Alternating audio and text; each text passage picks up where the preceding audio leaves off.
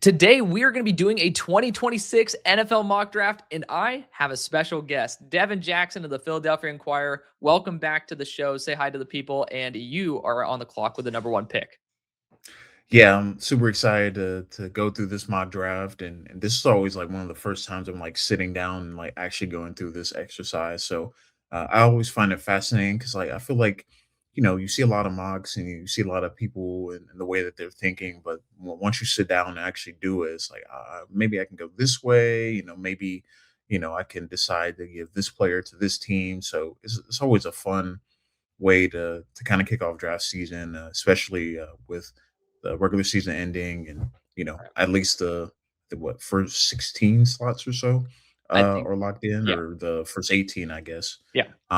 So yeah, I'm super excited to get into this. Dude, I mean, it's great. Obviously, it brought you on as the first collab last year, and you know your stuff. I mean, everybody who doesn't already follow you over on Twitter at Real D Jackson, feel free to go do that. He posts all 22 clips as well.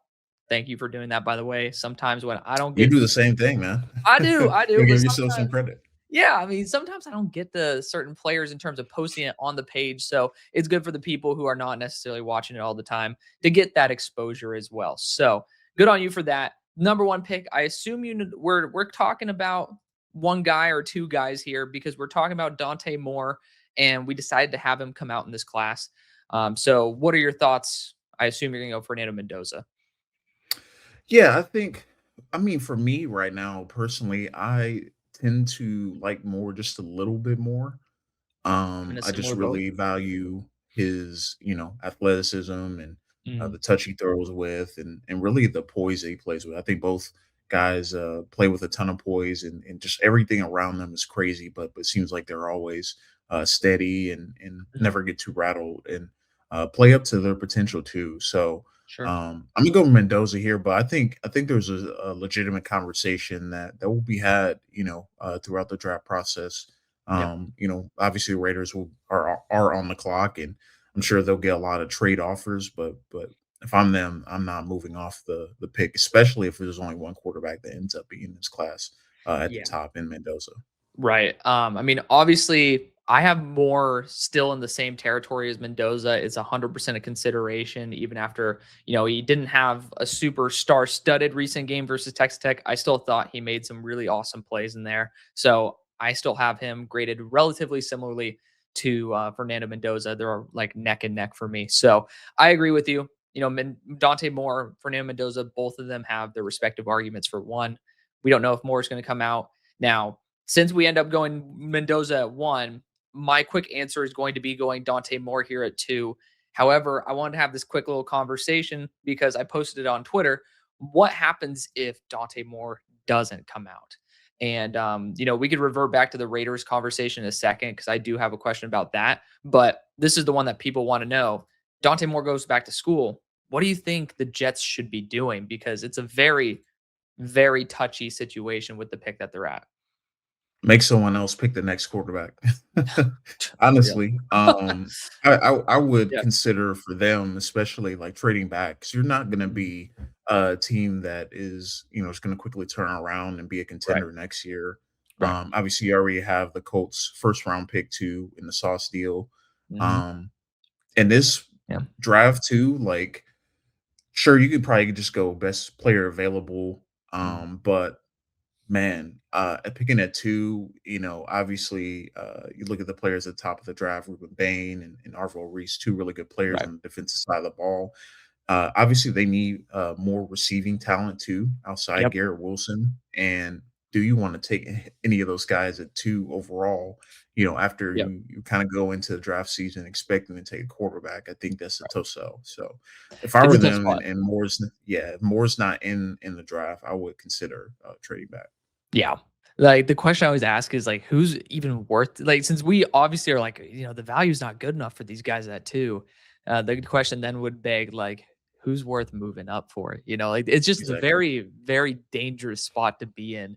Um, I mean, of course, you're still getting great players regardless, because it's just we're talking about you're probably not getting the value that a number 2 pick should probably kinda yield you. So, Yeah. I mean, it is kinda just talking about like, privilege, like, you're at number 2 overall.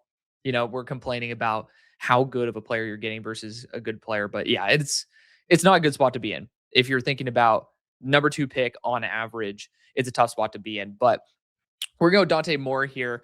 The one thing I was going to suggest is you mentioned for the Raiders, a trade back is like if they had an astronomical offer.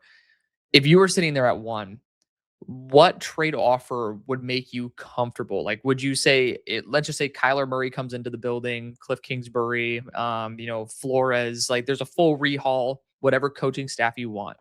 And they got their veteran quarterback for at least the short term, and maybe they're playing for 2027. What offer would make sense for you? And what team do you think would offer it? Man, I mean, it's a tough one because, like, yes, you bring in the veteran quarterback, it obviously changes the equation a little bit, and your timeline shifts a little bit too. Um, I mean, you definitely need a first next year. Yeah. I would think would certainly be the baseline. Maybe a first and a second Yep. next year. Okay. Maybe even get another pick this year as well. I think Sure. you need to. I think if you're going to go that route and get a veteran quarterback, then I would probably try to get some capital this year or next year Yeah. to kind of insulate yourself with some resources and being able to draft guys to bring in the building and be immediate contributors. But yeah, it would take a big package. I Crazy. think Hmm. you're probably gonna give up, this year's obviously you're gonna swap first this year and Right. maybe give up a day 2 pick and then maybe a first next year. Yeah. So it's I It's mean, and you expensive. Yeah. look at the teams, there I mean, the Like, Jets, would they do it, and just right. go Like a all one in spot. on the guy on Right. and they have the capital to do it. Right. Cardinals maybe too. Yep. Maybe they want a full reset and you trade Hmm. Kyler. Maybe you trade Kyler Part of to it. the Raiders Yeah, I mean, and it's as part part of of it, the you could deal. do that. Yeah. Okay. I was just curious because I've never tinkered with that idea, but, I think I saw Marcus Whitman, that franchise guy, talking about the idea of, like, just imagine you get Kyler Murray, you trade back, have a ton of draft capital, and just, work with a new coaching staff and, all this, capital at your disposal. And it's interesting because is it Fernando Mendoza away plus whatever you have with the rest of the draft and free agency, or can you end up actually making your team much better off by giving Kyler Murray a reclamation project and then all of this draft capital at your expenditure? So it's a really cool thought process to go through. I'm not ready to digest that to the point where I'd actually make that move, but I think maybe as the offseason goes on, it's something that you can end up discussing a little bit. But you're Yeah, on the for board with sure. the Cardinals at 3. I uh I ended up letting you talk there for a while, but I mean, honestly, this is a tough one here too.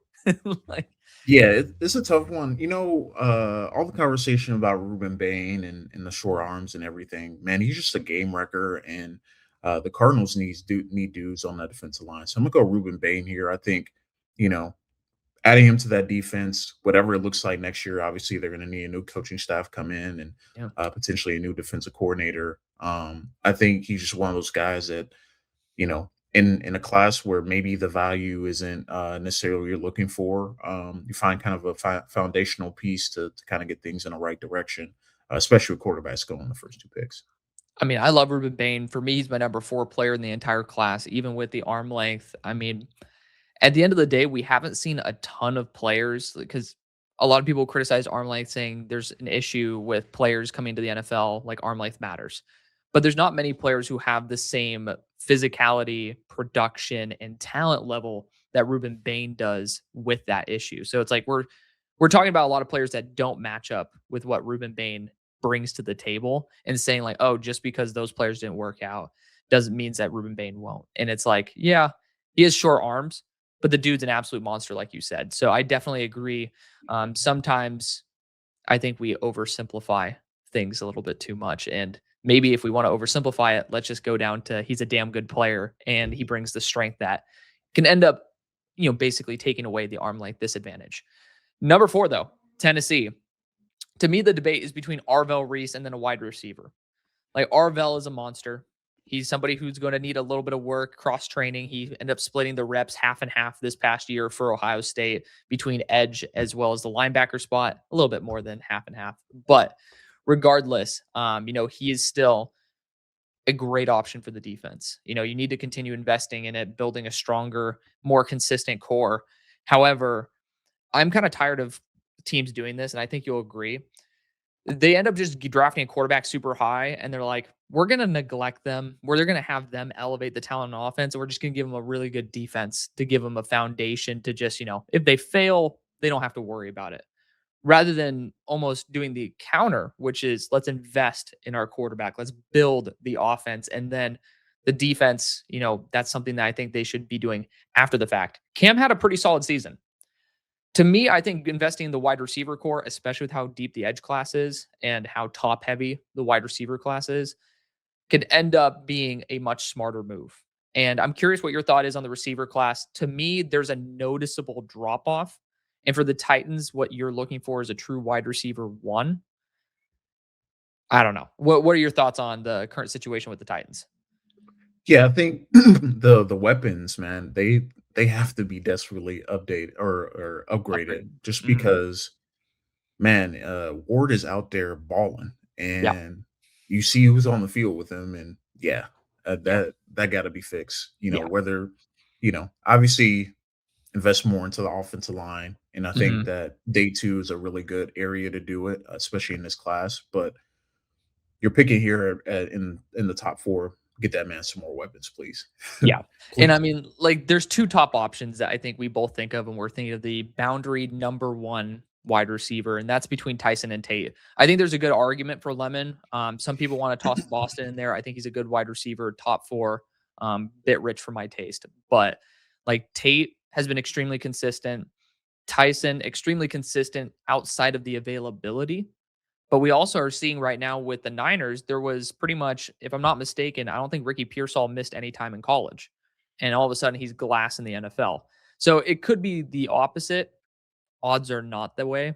That's just unfortunately the way it's going to be. So I'm going to opt for Carnell Tate, but I think Jordan Tyson's a more talented wide receiver. Regardless, you're still going to be debating between two really solid options. And it's more of like, what type of flavor of ice cream do you like rather than, going after something pretty different. Yeah, for sure. I think you know, and I think the Titans and Giants are kind of in the same boat. Like, obviously, the Giants have Malik Neighbors, so you want someone to complement him a little bit more, versus the Titans that just need a number one type player that Right. can, command targets and be reliable and whatnot. So, I think you can't go wrong either way. But I think the availability and consistency that you've seen from Carnell Tate, I wouldn't argue either way because I think Right. Tyson certainly is a guy that can really elevate. But like you said, like the availability thing, and then for a team like the Titans, you want a guy that you feel comfortable drafting and Right. limited injury history because just Mhm. because you don't want to come in and there's a few nagging things. I think Right. they experienced this with Traylon Burks. Like he super athlete and what he was able to Mhm. do in college, but he was a little banged up in college, and that kind of followed him in NFL. So Yeah, um, absolutely. I don't hate it. Number 5 here, I'm gonna go offensive line just because I feel like I just got finished talking about the receivers and Mhm. all the great things, but they got to figure out that offensive line, man, and they Mhm. got to find a way to keep Dart clean. So I'm gonna go with Spencer Fano here for the Giants. I just feel comfortable with him, whether you have him at tackle, whether you have him at guard. I feel like he's going to be a really good player. Slot, in the offensive line. Obviously, Andrew Thomas being healthy will be a big key, going forward, and he seems like a foundational piece. But Mhm. um, upgrading that right tackle spot, I think is going to be a big thing. Right tackle or right guard for that aspect for Fano. Yeah, absolutely. Fano is an absolute savage. I mean, to me, he's still a top 10 player in the class, whether he's a guard or a tackle. So I think that it's certainly you're hedging your bets with Fano. You're not going to be going after somebody that the odds are stacked against you if he doesn't work out at tackle. So I do like that. It's pretty mitigated in terms of risk. So I think that's fine. Jordan Tyson could be considered there, but we just talked about injury history and what's the most famous stadium in the entire league for absolutely Yeah, destroying their players in terms of health. yeah. Yeah, probably not the best spot to take him. However, that makes my pick really easy. So I'm really happy about that because with the Cleveland Browns at number 6, I'm willing to take the risk. I mean, their wide receiver core to me does not yield any sort of fear, especially in the AFC North. It's a physical division. It's going to be colder weather than what Jordan Tyson has been experiencing. However, risk reward. We're going to go after Jordan Tyson here to provide a true number one weapon for the Browns. Yeah, I can't disagree with that. They need it. Sure. Whether they change quarterbacks or not, they need that go-to guy, and Right. Tyson is certainly that. At 7 here, I think there's 2 players for me that make a lot of sense. I think Caleb Downs, I know safeties in the top 10 don't really, happen, but when you Right. think about Washington's defense, they just need more playmakers in the secondary, man, and Yep. just playmakers in general. But I think we go Arvo Reese here just because I feel like, man, Bobby Wagner, Mhm. Bobby Wagner, man, Yeah, just like Bobby Wagner, great period. career, great career. It's time for some fresh blood and Yeah. some high level talent at the second level. Um, and I as much as Dan Quinn, obviously changing coordinators, I just Mhm. feel comfortable with him figuring out a way to make Arvo Reese productive as a rookie, and I feel like it's probably the best situation right now. The next couple teams picking because I feel like Arvo Reese will find a role in Washington's defense and Yep. could be a star for that team. Very hard for him not to be a starter, if I'm just gonna be completely honest. It's like Yeah, it's not slim pick or it's slim pickings over there in terms of talent. So, again, just kinda going after a player that you know is going to work, whether you want to be a linebacker, an edge, the role is there. So, definitely like that pick. It's one that I just made earlier this week. Number 8, though, for New Orleans, a lot of people have been really itching at me to go Jeremiah Love for this team. It's intriguing. I'm curious what your thoughts are on it, but deep down, I'm still with Brandon Staley, the flexibility of having a high quality defensive back like Caleb Downs. That's where I lean, but I'm curious if you A think Jeremiah Love is a good option, B if that would be the route you go, and then C maybe it can convince me to go a little crazy on this one. I think it is tough for New Orleans because I think obviously they're we'll see what happens with Alvin Kamara because it feels like he's probably closer to being done Yeah. than being a top 10 back in the NFL. But I think that this could go either way just because obviously you feel like you have pretty good future with Tyler Shuck. Mhm. Offensive line got better over the course of the year. Um, Defensive line wise, certainly will need to be addressed. Edge Yep. rusher could be a possibility here. Mhm. Um, but I don't know. I just don't think the timeline matches right now for Mhm. Jeremiah Love and the Saints, just Yep. because I think he's going to be a tremendous value, and I really like the thought of him in Kellen Moore's offense, Sure. but I also think, do you want him, potentially struggling a little bit to find his footing if the team goes down a few guys on the offensive line, or Mm. Tyler Shook takes a step back, and then all of a Right. sudden maybe it doesn't look the same as it did before. Mm. So I think either way that you go, I think you're going to get a really good player in New Orleans. Caleb Downs would certainly, I think, be a great compliment to Jonas Yeah. Sanker, who had a phenomenal rookie season for New Mhm. Orleans. Absolutely. But yeah, I think you can't go wrong with Love or getting an edge rusher or going Caleb Downs here. I'm gonna be very nice to you because I could take Jeremiah Love and make your life a lot harder with the Chiefs. And I was like, "Ooh, like I like you a little too much for coming on the show and being the first one. I feel like I need to be a dick to the second or third person that comes on my show." We'll go Caleb Downs, defensive back at Ohio State, to make number 9 at least a little bit more palatable for you over having to choose something a little crazy. But yeah, Caleb Downs, he's my number 1 player in the class. Just spoiler alert, even with the positional value. I just multiple years of dominance, consistency. It's maybe not going to be the most biggest splash player, but to me, I don't know how you can go wrong with going Caleb Downs versus, like you were saying, there could be some hiccups with Jeremiah Love, similar to Genty, how even though he's a great talent, great back, we've already wasted 1 year out of the 5 of his career, so to speak. So it's like, well, the timing didn't necessarily add up in terms of maximizing that player's value for your team. But there you go, number 9. Yeah, I think Jeremiah Love makes the most sense here, but looking at the rest of the board, I think Kansas City. I think the most surprising thing about them is their defensive line just not being Mm, um, a major factor. right. Chris Jones is Chris Jones, but he's getting older. But everyone else in the defensive line, just inconsistencies Yep. with providing pressure, with run stopping. So, you Mhm. know, I think Love probably is the pick here, but I will also consider defensive line here for Kansas City. Peter Woods, Amari Washington Mm. are the two guys I think will really help that defense. But I'm gonna go Jeremiah Love here because I think for the Bengals, I think Amari Washington would be a home run pick for them. Somebody's hinting at what I should do. You want okay, so let's have that conversation because for the Bengals, there's 2 players that I have primarily in mind right now. It's Peter Woods and Keldrick Falk, but let's talk about Amari Washington because I ended up just grading Jennings Dunker or updating his grade. And Amari Washington turned this dude into Swiss cheese. So, I mean, I'm all on board. Like I ended up seeing Amari during the early parts of the season and he ended up flashing, but not being consistent. I saw this dude straight up start tearing, like, it's the lowest PFF graded game. And that's another big positive to me. When you end up looking like an absolute savage in your worst graded game, again, PFF's a good guide, not the Bible, but that's a good sign. So I did love seeing how much more consistent he's gotten. You could see it in the numbers as well. He was in the 4% pass rush win rate, and now he's all the way up into the eights, which means he's done a lot better than that. So let's talk about that. Amari Washington, Yeah, Peter Woods.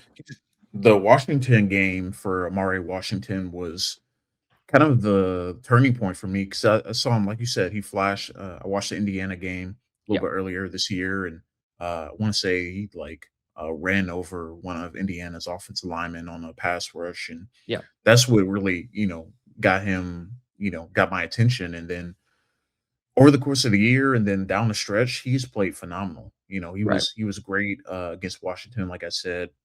He was dominant again against James Madison. He made a few Mm, nice plays against Texas Tech, but right, that game was more dominated by their edge rushers than interior linemen. right. But yeah, I like him as a guy that not only is a really good run stopper, Mhm. but as a pass rusher, he's growing in that area too. So that's why I Absolutely. think Cincinnati just needs dudes up Right, front, and I right. think Peter was you can't go wrong with him either.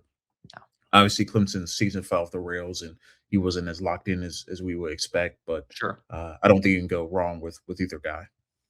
I'm gonna let you end up repping for your Amari Washington on another pick. I'm gonna go after my guy in Peter Woods here because I gotta give a shout out to Young Money, the agency there. Great group of dudes. I'm excited to be able to show you or introduce you to Rodney. He's a great guy. You'll end up liking him quite a bit.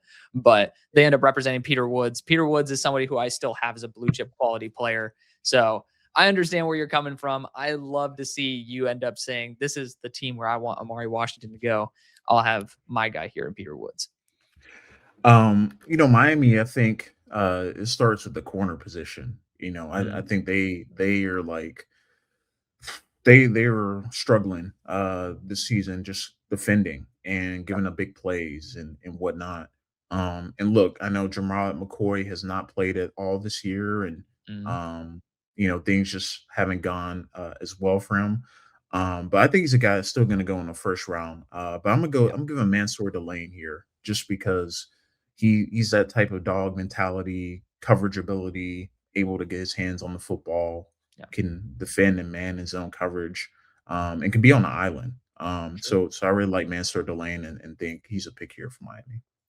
Mansoor is a pick I believe I just ended up going with myself as well. So this is feeling very at home for me. I mean, a lot of these picks are pretty spot on for what I've been doing for him. So glad that we think alike. Mansoor was I ended up throwing a dart throw, getting him as corner one coming to the year. I got lucky on that one, but love the fact that he elevated even better than I think anybody would have expected there with LSU. So great selection there. Definitely starting the foundation of the secondary. You can't operate in the NFL anymore with a bad secondary. Just like we're too much of a pass heavy league. But at 12 for the Cowboys, we'll see who the defensive coordinator is. Finally, they got the terrorist and Matt Eberflus out of the building. God bless. But I think that getting an edge rusher is a really strong way to build a younger foundation for the team. Rest in peace to our friend of the show, Marshawn Nealand. There is a vacancy on the roster for a little bit more of that bigger, more heavy run defensive edge. And there could be the argument for David Bailey 100%. I'll say this. Um, you know, throw the character questions aside. Like I've talked about it, you do your own research. We'll get a lot more clarity. So I don't want to say anything's definitive, but there's stuff out there that you can end up looking at. There's a lot of players that can end up playing a DPR role down the board. If you want to talk about guys in the next round or beyond, because I know they don't have a second, but you look at guys like R. Mason Thomas, Joshua Josephs. You look even further down the board. Like there's guys like Max Llewellyn. There's players who are really good technicians as pass rushers to where I feel like the more high floor run defensive edges a little bit more rare. And you need to probably try to get at least one of each. And I feel a lot more comfortable with the lighter edge rushers down the board than somebody who's a little bit higher floor like Keldrick Falk, who's 21 years old. And everybody and their mom is saying that he's like a top 10 to 15 pick. So out of realism as well, I'll take him here at number 12. Yeah, Keldrick Fogue, I think is going to be a guy that is going to be divisive. I think in a draft cycle, just because obviously we're coming off a draft that had a couple dudes like that. Michael Williams and Mhm. what he did at Georgia, obviously, and Shamar Stewart and everything that happened. Leading Right. into the season, and then as the season unfolded, as guys that are ready run defenders, maybe not as ready as a pass rusher, but Mhm. they have found their footing. Obviously Michael got hurt and had a season-ending injury, but Shamar Stewart played really well down the stretch. So I think for the long term wise, you need a guy that can be on the field on early downs Right. because I think that's part of the development phase that people don't see. If you're not on the field every down, it's kind of hard to get those reps in and get Mhm. comfortable. So I think Absolutely. Keldrick Folk is a guy that you can put on the field early downs, move in, Mhm. can reduce him down inside and he can find a way to get to the football. Hell yeah. 13 here with the Rams. I know they're a team that doesn't believe in valuing linebackers, but man, they I Ooh. think I think they go Sunny Styles here, just in this mock, Mm. because I feel like they need a guy that can be a star in the middle of their defense. I feel like they're Okay. a really, borderline, really good to elite linebacker away from being a defense that, you know, they're in the top 10 conversation. I think they can be a top Mm. 5, top 3 conversation with a really good linebacker. They've obviously corner 2 is a consideration just because they're kind of having retreads out there right now. But Mm. um, Sonny Styles, just to me, one of the best players in this class, top 5 player for me, Ooh. outstanding eyes, instincts, physicality, all the things that you look for. Yeah. Obviously, the Miami game wasn't the best ending for him, and he Mm. can win to that game with 0 missed tackles, and I think he had like 2 or 3 in just in that game alone. But his body of work, the former safety background, the coverage ability, I think really transforms Los Angeles defense. Okay. No, Sonny Styles, I mean, in the right system, this dude's going to be an absolute monster. So, I mean, if the Rams have been able to turn, water into wine, what happens if they end up getting, $1,000 bottle of wine? Maybe they turn it into 1,000,000. So, I definitely like the idea of them maybe changing the way that they view the value of certain positions based on, just sometimes the player just fits a little bit too well. At 14, though, for the Ravens, it makes my job a little harder because a curveball pick would be Sonny Styles for me. Part of me, I'm gonna end up actually going CC Maui Noah here, but part of me does want to go after your guy in Amari Washington just because of the fact I would just like, as a Steelers fan, I just used to like fear the Ravens defensive front, and they have guys. They don't have a vaunted front anymore. But I do think this Yeah. is a good defensive interior class. It's like it's possible. But yeah, I'm gonna go CC Minoa because their right guard spot is absolutely atrocious. And I like guard tackle flexibility. And it's an Eric DaCosta thing to go best player available. But I had to give him a shout out just for you. Yeah, appreciate that. Tampa here at 15, another team that needs a linebacker. Mm. The board didn't really fall well for them here. You know, That's your fault. I think yeah, it is my fault because I kind of took that away a few picks ago. Yeah. But they're such an interesting team. They're running it back with Bowles and obviously Baker and all those guys. Um, I feel like their offensive line, when healthy, is really, really good. Mm. Um, I think health is kind of the big thing for them this year and kind of held them back and kind of led to them really falling apart down the stretch. But their defense is pretty old, Yeah. and especially obviously Levante David and such a storied career, Mhm. and they need more edge rushers too. They do. Um, so I'm gonna go Cassius Howell here. Actually, I Ooh. think they're a team that needs really productive pass rushing ability, and I think Cassius Howell brings that. The effort, speed around the edge, Yeah. and just a player that, gets to the football, from multiple alignments. They just need a guy to get after the quarterback. They've been Yep. doing stopgaps. They had Hassan Reddick, as one of their top edge rushers. Joe Tryon obviously didn't work out for them. Right. But I think they need to hit on edge rusher. And I feel a little bit more comfortable with Howe in that system versus Bailey. Ooh. Do you wanna talk a little bit more about that? Because I mean, I'm not against it. I have Cassius Howell and David Bailey rated relatively similarly as well. But in terms of the fit, do you just think because Cassius Howell has been, he's maybe a little bit more twitched up that it makes more sense, or is there another factor there with Bailey? Yeah, I think more twitched up. Yeah. And then, you know, I think the David Bailey conversation, I think you kind of alluded to a little bit. I think character wise, I don't know if he checks out for Tampa necessarily. Sure. Versus like for me, like I don't think there's anything like, egregious where he's undraftable, David Right. Bailey wise. But Right. I do think Tampa and knowing like some people in the building there, Mhm. they value the character part Character. Yeah. extremely high. Absolutely. And again, it could like even if you guys don't value what has happened out there, again, do your guys' own research and stuff. But it could just be a differentiator between two guys who are very close. Like I said, I have them rated pretty close. You're looking at both of them, their pluses, their minuses. That might just be something that team values a little bit more, like what you're talking about. And that ends up just pushing Cassius Howell over the edge.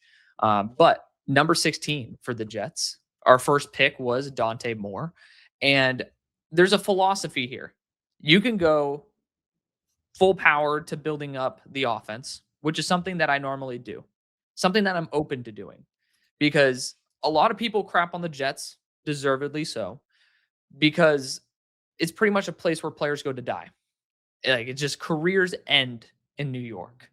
And then, or I guess New Jersey in this case. But I would say, how many teams have an extremely talented young tackle duo, a relatively fixable slash, actually retainable interior offensive line. So almost a completed offensive line, a superstar wide receiver in Garrett Wilson, a super high ceiling wide receiver in AD Mitchell that we've seen the ceiling, and then Mason Taylor, a young tight end who actually has shown a lot of promise, and then running back room, a little bit to work with there in terms of the longer term, but short term, if you can like retain Bree some way, I mean, it's a pretty complete offense, and you just have a garbage defense.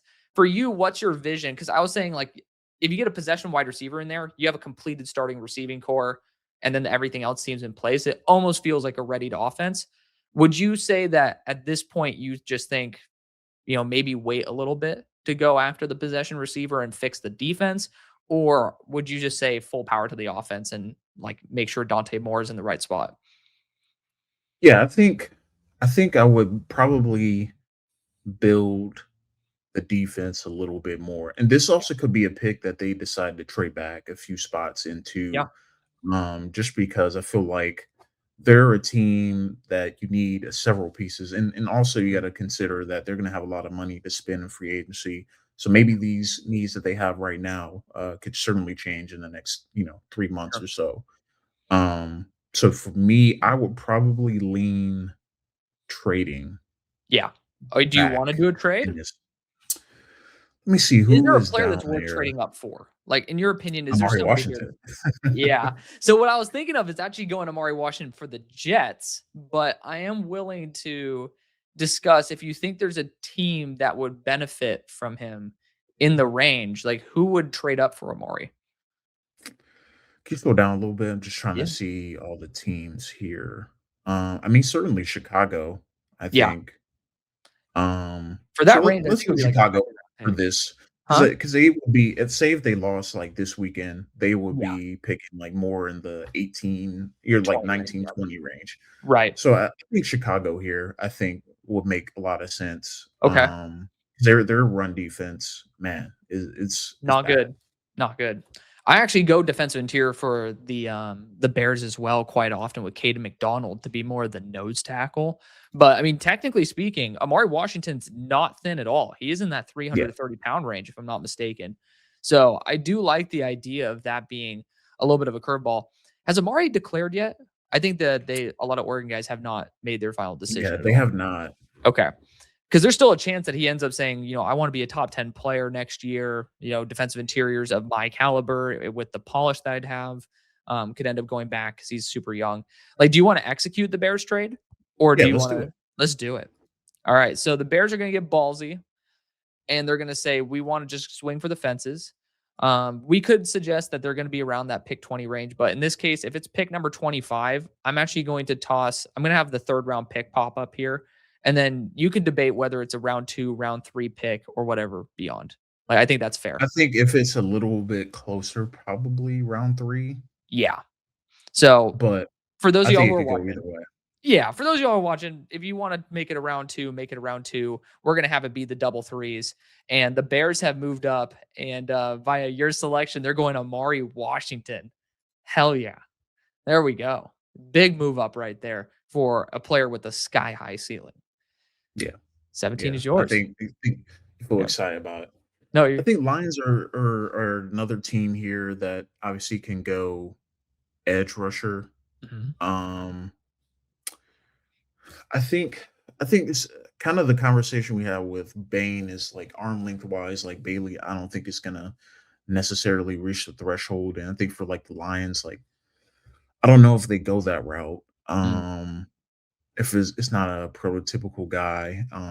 sure. And obviously they've been a front office that have done things a little bit differently, especially with the draft. Yep. Um, let's see here. Trying to think if there's, I'm gonna give them. I think I'm gonna give them Caden Proctor. I think they're a team that wants to kind of bully you a little bit, Yep. and they want to run the ball and be um, really physical up front. And Yep. Caden Proctor brings that. Whether you have him at guard or tackle, Mhm. I think Tate Rowledge will see if he's a guy that could potentially move to center, slide to center, and then Right. maybe you have Proctor at guard. But Taylor Decker's getting up there in age, and they need a tackle of the future. Yep. So I think Caden Proctor kind of checks a few boxes there. Also a pick that I've done myself this week. I'm feeling a little bit too much at home. The Bears pick or the Bears trade up ended up at least throwing it off a little bit. But yeah, I'm feeling pretty good right now. Number 18 though for the Vikings, it depends on if Flores is going to be there or not. I think that his strategy has been very much executed very well by smaller, more physical corners. So like Avion Terrell, I think would be like I think a boundary corner is definitely on their radar. Avion Terrell would be a longer term, younger version of Isaiah Rogers. I think you'll definitely appreciate that vision for him. But Jermod McCoy would end up providing a new aspect to the corner core, which they don't have that bigger, more physical boundary corner that could be a true lockdown threat. I think that's probably the way I go. I do see, a longer term center option is possible. I don't like it in the first round. Defensive interior, you could discuss if like randomly there's a massive influx of love for Caden McDonald or even for Christian Miller. I think there's going to be the possibility that they invest that way. They spent a lot of money there last year in the offseason, so they value it.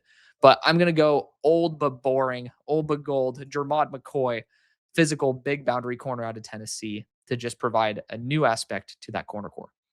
Yeah, I don't hate it. I think when you look at what the Vikings had on corner, I think you hit gold with Isaiah Rogers, and Yep. you need someone to and obviously Byron Murphy has moved into the nickel role really seamlessly. And obviously, like you said, Flores is he going to come back or not? You know, he could be a head coach next year, but I like the ability, and assuming that McCoy is healthy and whatnot. And I'm sure Vikings fans kind of have flashbacks to a few years ago when they took what was his name, Andrew Booth, Mm, there early, and he kind of was banged up a little bit in college, and yep. obviously didn't pan out. So, assuming this, of course, assuming all the medical checks check out and whatnot, I think this would be a good pick, assuming that he's on the field and contributing. So Absolutely. I think the Panthers are in a tough spot here because, man, I mean, they have invested in receiver early before, but I'm Right. gonna go Makai Lemon here. I think you just need that guy that can create after the catch and be. Hello. Ad blocker came in hard on that one. I Thanks, guess they guys. didn't like Makai Lemon. Yeah, they protested. Yeah, Makai Lemon, I think would be a great addition to this offense, and assuming that they continue to want to build around what Bryce Young was able to do this year and kind of turning things around and leading into the playoffs. I think that would be a nice addition to them to that offense and give them some dynamic ability. But they need to be drafting a running back too on day two. Ooh. So yeah, I mean, Makai Lemon, he's a monster. At a certain point, you can never have enough firepower. So, like, if you believe a lot of people think Makai Lemon's like a top 15 player in the class, if you're getting it here at this point, it's kind of hard to disagree with that. Just some people I assume would like say, okay, we want pass rush, David Bailey, yada yada. But I mean, if you're getting a damn good player, at the end of the day, we saw what happened with the Bucks. They drafted Mecca Ibuka, and it's like, whoa, you should have drafted an edge rusher. Maybe they should have, but I don't think we're going to complain about the fact that Emeka Ibuka is on the squad for the long haul. Sometimes best player available is a good strategy. But Yeah, Dallas, huh? yeah, I would just agree. Okay, so but Dallas, they already took Keldrick Falk. You could double up and just say, fuck it. We're gonna just double up at edge, go David Bailey here. I think that'd be a disrespect to Donovan Ezraku, which I know that we both talked about him before. We both like that guy. Would have been interesting. I mean, I think we're both happy with Jahad Campbell and the Eagles over Yeah. Donovan Ezraku, but it's still a universe when that happens where we wouldn't be too pissed off with the outcome. But number 20 for the Cowboys, boundary corner does feel like really good value here. Avion Terrell has obviously the bloodline to AJ Terrell, and he is a physical, really smart, fun, athletic boundary corner. When you do look at the players that he'd probably be tasked against, about going against, like you're talking about the Slim Reaper, because I think that if you go up against AJ Brown, they probably want Savone Revel, hopefully taking the step up based on the fact he's a little bit taller and he has that physicality to him, the ball hawking skills. You don't want Avion Terrell going up against AJ. AJ's going to turn this dude into Swiss cheese. But Colton Hood Yeah. could be a little bit more physical in that aspect. I think they definitely need to look at potentially trading back, but at this point, it is very difficult to try to calculate, a team that would end up making a move up unless you have an idea. Do you think there's a team that's like I'm overly looking at a eager? team that needs edge rusher. The Let's Jets. see here. This I is good mean, for that yeah, one. Um, I feel like this would be a range. Maybe you trade up for an edge rusher if you need one, if you need more pass rushing help. yeah. Maybe a team like the Patriots. Mm. Um, They could get they gutsy. they yeah, they could. And to me, I think a lot of these scenarios depend on how far they go in the playoffs, It's very true. how Yeah, close you feel like you are in extending that time frame. yeah. But yeah, why not? Let's do Patriots trading up with the Cowboys to take Woo! David Bailey. Okay, here we go. Vrabel ends up seeing red and says, "Screw it, we're making a big move up here." From 20 to 30, I think it would be. I mean, you could end up talking about like the second round pick and then giving back a fourth. I feel like that's just an extreme payment for the Yeah, Patriots that you just don't want to do. So I would end up probably tossing in that third, and then you could again toss in like a future fourth. Do that calculation on your own.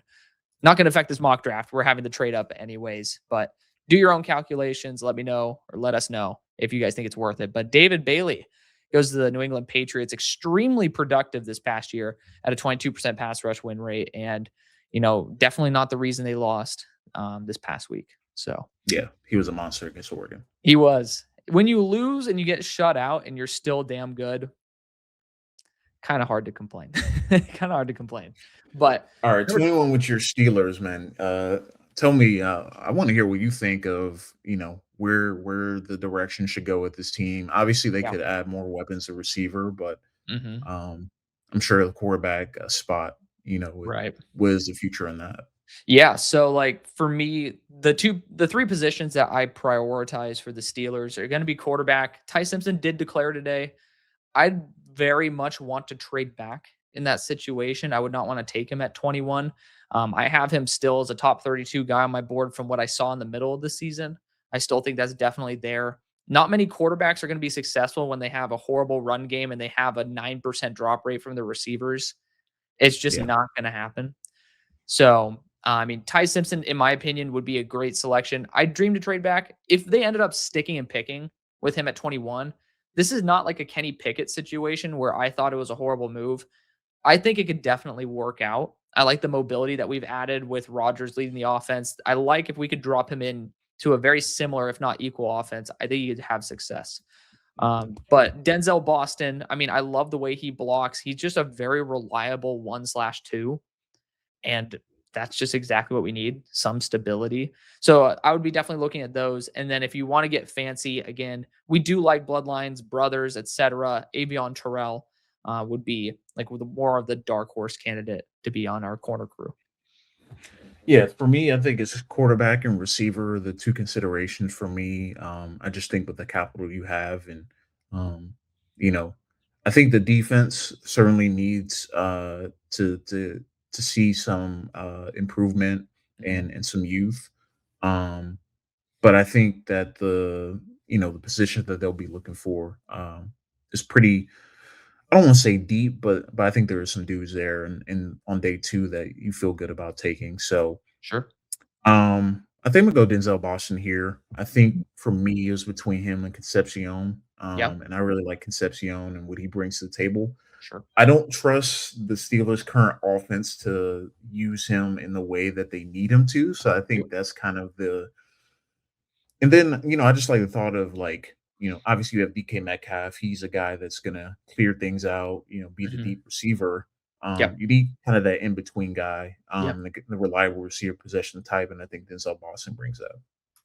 I love it. I ended up going KC after Denzel was already gone. I destroyed the wide receivers early on in the draft, and then it was just like right now it's pretty much what we were looking at KC. And then at that point, when I made the mock draft, Ty Simpson wasn't coming out.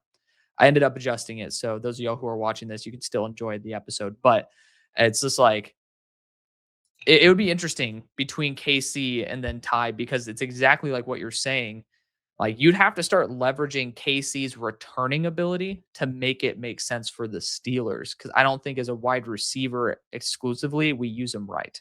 So, Yeah. I'm with you on that. But at 22 for the Chargers, it's pretty much Vega. I mean, Caden McDonald's a really intriguing option because their nose tackle situation for the long haul could be a little bit sketchy, but like to me, it is going to be interior offensive line, and it's these top 3 guys. You got Lomu, who has the ability to play tackle. You have both tackles coming off season-ending injuries. Could be nice to have somebody who you have the vision to be guard, which some people think Lomu's a tackle only. To me, I think there's a hybrid aspect there. And then you have the actual guards here in Pregnon and then Vega. So, in your opinion, which one do you think is the right choice for the Chargers? And do you see tackle upside being something that actually could be even more beneficial than maybe going after the floor with someone like the Penn State guard? Yeah, I think Vega here would make a little more sense just because obviously they got Joe Alden, Rashawn Right. Slater, as their bookend tackles, and uh, you hope that they're going to be both healthy next year. Yeah. I think it just sucked that they didn't really get the run that they could have had this year, and I think that the Chargers season looks a lot different. Yeah. Um, Absolutely. but I think Vega here makes the most sense just because the Chargers like he matches the kind of the toughness they're looking for and like Sure. kind of punch you in the mouth type of player. Yeah. While I think like Lomu is like more of the guy that you want to kind of sit and develop and kind of see Mm, how he comes along, and I think he's a guy that is more so going to be known for his pass protecting ability versus like moving guys off the line of scrimmage. So sure. I tend Yeah. to go there. That's fair, the mentality wise, because I do think Lomu, one of his biggest issues is play strength, and Yeah, that's not really gonna fly with Harbaugh. So yeah. I do like that you brought that up right there. Have you watched Pregnon yet? Because I have, yeah. oh, like, Yeah, he's really good. yeah, I think he's like one of those kind of guys that I don't think there's a necessarily a calling card, like he's gonna be elite at one sure. thing, but he's just a really good player that Yeah, steady, cleans the pocket and right. rarely loses one-on-one. I Yeah, think he's a guy that, you feel pretty good about taking. I don't yeah, know about round one taking, but the floor okay. is really high. Yeah. No, I mean, I almost feel that way about Vega here, and I'm almost the opposite where I love, the upside of Pregnon, but we're talking about 2 really, really solid options at guard, which is it's nice to see because Vega was somebody that was considered that day 2 prospect coming into this year, and then Pregnon was kind of an afterthought.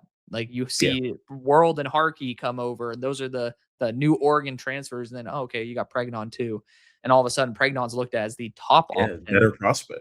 Right, the best one out of that group, so, just kinda crazy to see that.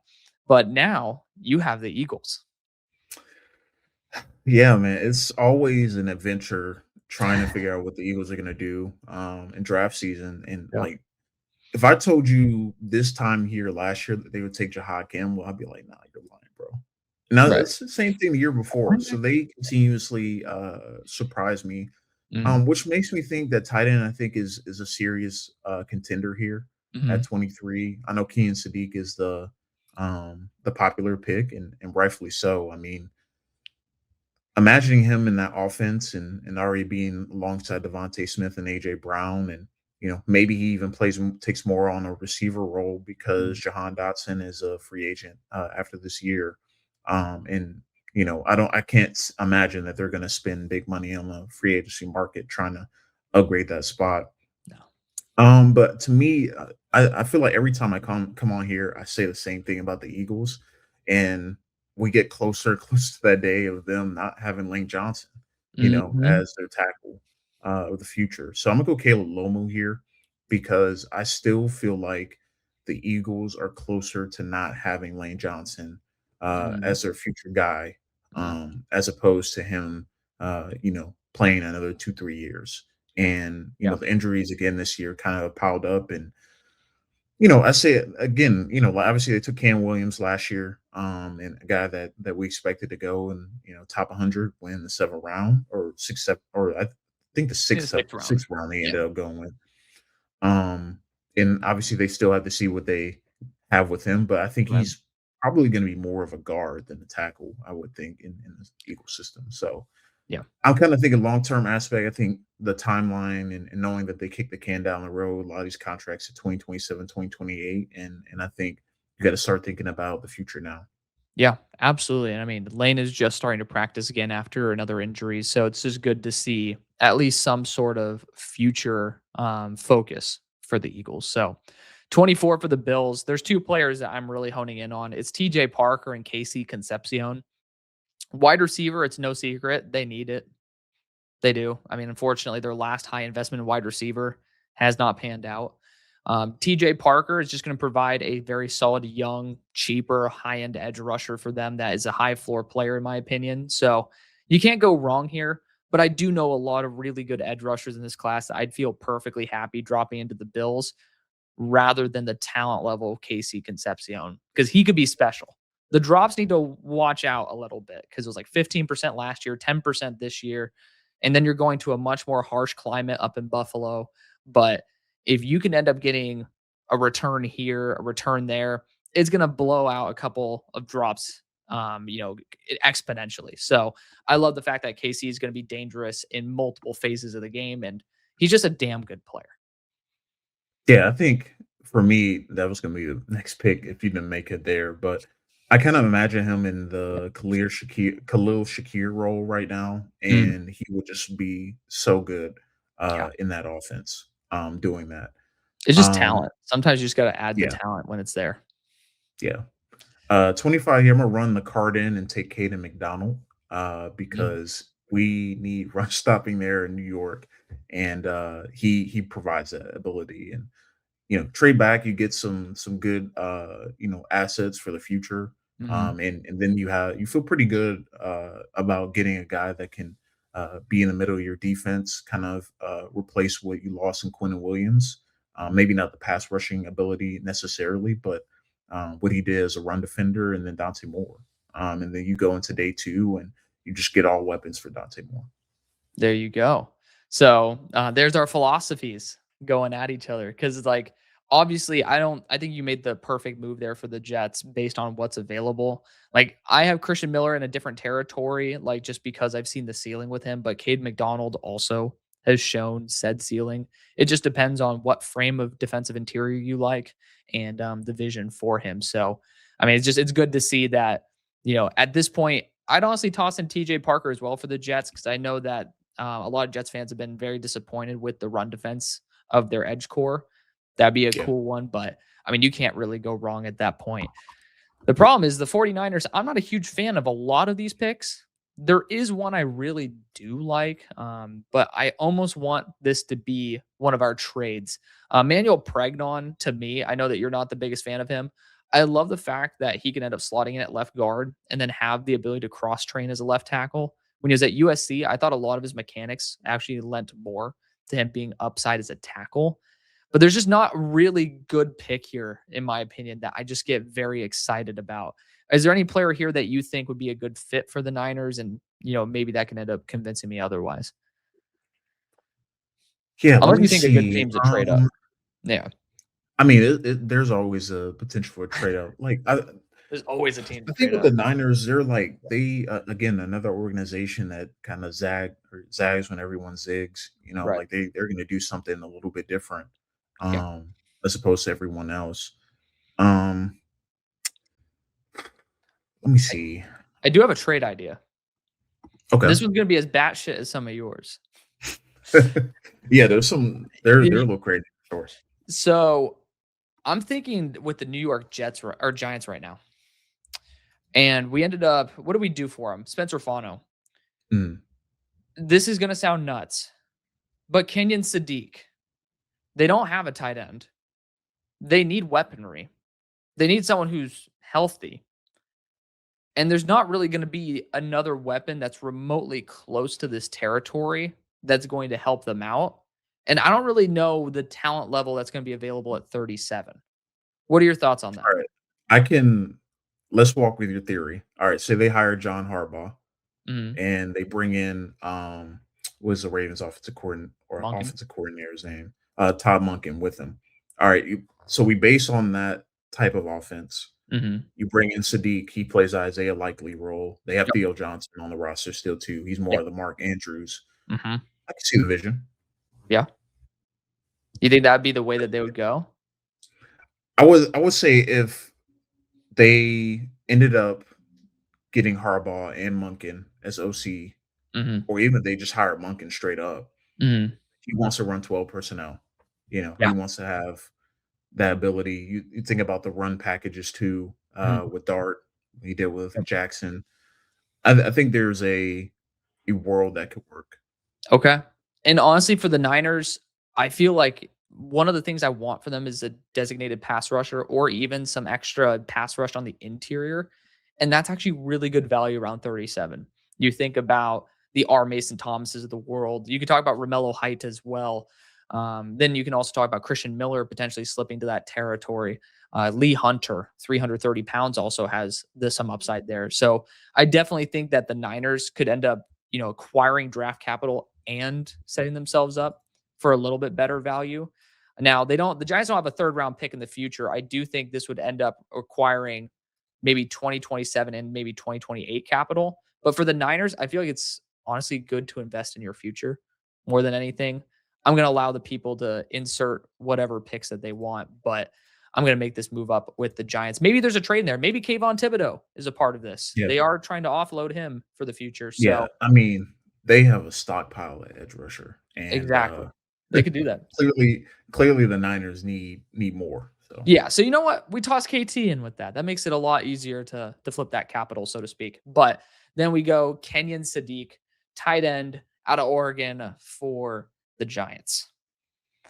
yeah, I mean that was a fun one to talk through because I think Yeah. there's a world that John Harbaugh gets hired Mhm. in New York, and they want to do things similarly than they did before, and try Yep. to really refine that kind of formula and getting back to like being a hard nosed football team and you know having your weapons a little bit bigger, tight ends being a really big part of that offense. Right. Um, I can see it. Fun one too, especially with Texans the here, KT trade. yeah. Texans here, 27. Always feels like we go into the offseason feeling like they need more offensive line help, Every time. and I mean, Laramie Tunsil has been amazing this year for the Texans, and I He's really on like what he's Woody on the Marks. Commanders. Oh, my bad. You're Ursary. Ursary. Yeah. Yeah, Um, you're talking about Ursary. my bad. No, I you're I was good. thinking a couple years ago. Yeah. I Ursary's really been like good what Woody though. Marks. Yeah, Yeah, Ursay's been very he good. has. Woody Marks here at running back for the Texans, I think has been a really nice development. I think they obviously are going to draft a running back, but I don't think here is the right choice. But this one is tough because I like Emmanuel Pregnon, and I Mhm, think he probably makes the most sense here. mhm. Um, Defensive line, could you go a Caleb Banks? Could see it. Yeah. Actually, I'm gonna go Christian Miller because I feel like he's a guy that would match what Houston's looking for, Mm. especially on the defensive side of the ball. Um, Yep. just a menace in the interior, tons of upside. Again, we talk about timelines a lot, and it kind of matches the Texans' timeline, and having a lot of these young stars are going to need to get paid here in the next year or two. And I think he makes a lot of sense in their interior defensive line. Absolutely. Well, I've screwed myself. At 28 with the Cleveland Browns, we've already taken wide receiver. Um, it's honestly offensive line and wide receiver that they need the most. But you know what? They have only, I believe, 3 offensive linemen on contract at this point. So I'm just gonna go Emmanuel Pregnon. I'm gonna take there's a potential upside for tackle there, but the very minimum, a really high floor at guard. To me, he is a first round quality player. So I feel pretty happy just saying, I'm just going to go BPA on the offensive side and just call it there. Who was the first pick that we gave to the Rams? To the Rams, we ended up going Sonny Styles. All Good right, thing you well, skipped on corner. I'm gonna go Avion Terrell. I think Damn. think that this one's a no brainer at this point in the draft. Get a Mm, really good cover corner, you upgrade the room, and all of a sudden your defense looks a lot better yeah. than you come into draft season with. Hell yeah. All right. 30 for the Cowboys. They drafted Keldrick Falk and then traded back. At this point, this is where I feel comfortable with the idea of going after a corner. Colton Hood's been fantastic. He declared for the draft early as a redshirt sophomore, and he ended up actually doing a phenomenal job going from Colorado to Tennessee. And I believe a pretty short period of time. I thought he was a late addition, and he ended up stepping in immediately for a massive vacancy of a corner we just saw go earlier. And I mean, I love seeing that. He's young, ends up taking a lot larger responsibility than initially projected. And this is a team that 100% will be on the market for their corner of the future. So, yeah, I think it's a good fit. He's young, and it's a team that definitely needs to focus on that spot. It's a shame that you took. I should have thought about the Broncos as a Kenyon Sadiq team because Yeah, he I gonna was make a lot debating of a sense. big trade up, and I was like, do we do it? Like, Yeah. I wanted to go crazy for a minute because you ended up going batshit with the Bears. I was like, I need to level this out a little bit, right? Like, I need to balance it Yeah. out. Um, but I would like if you don't have a pick that's directly in mind for this, I would want to pose a potential trade option. Yeah, I think it kind the board kind of breaks not in the greatest way. Like Right. I like Max Clare, but I don't think he's like the back end round one Mhm. type of player that Right. you're looking for. I know Jamari Johnson, the tight end from Oregon, has really Mhm. emerged, and he's a guy that I Yep. think could put himself in the conversation, but I don't think Mhm. at this point, like first he has to declare Yeah, one, and then two, um, I don't know if he gets there at this point of the draft. right. Um, but he's certainly a guy that I think could certainly. Yeah. I don't even think he's in the Yeah, he's not even simulators. in the sim on this one. So This is feels uh, like Karan Amagaji all over again. yeah. Um, so yeah, I think trade here would probably make the most sense. The center class, just right now, I don't think you I think they feel paid pretty Luke good. Wattenberg as well. Yeah, So I think yeah, PFF needs to update that one. yeah, But yeah. And then linebacker wise, like I like CJ Allen. I think he's more of a day two player mhm. right now. Yeah. And see how that all shakes out. Yeah. So yeah, I think trade is an option here for the Broncos. What I'm thinking, and let me know if you agree or disagree. The Cardinals make a pretty short range trade, whether it costs 104. I think it would just end up costing 104 in the move up. They end up taking a shot on Ty Simpson with the fifth year option. What are your thoughts on that? He might have had a stinker to end it off, but it is a bad I QB think class, and he had a lot of people think he's QB1 for a part of the year. I think do it. I mean, new Yeah, regime, yeah, and getting a fresh start. You're obviously going to pair him with a veteran quarterback. You're mhm, not going to make him start day one. right, I say go for it. yeah, The go only for it. other consideration I would have had too if Denver stayed pat, Yeah. um, and they end up picking Josiah Trotter. The Missouri linebacker. Yeah, Very fun player. He's honestly crazy coming downhill, man. yeah, And I love him in terms of zone coverage. I know that his coverage rate is not super high. He actually has shown some really good understanding of route concepts. Like, what was one of the games that I watched? Like, versus Texas A&M, one of the big ones. Like, he ended up actually recognizing one of the first reps, a wide receiver making like a 10-yard or 15-yard dig. He ended up spotting it and actually dropping deeper than he was designated. And I love seeing little things like that because it just shows that they understand a little bit more of the finer details. And he's a redshirt sophomore, so really good shout out right there. Definitely would have NFL ended up. genes too. Oh yeah, exactly. He's the brother of Yep, Jeremiah Troll, right? So yep.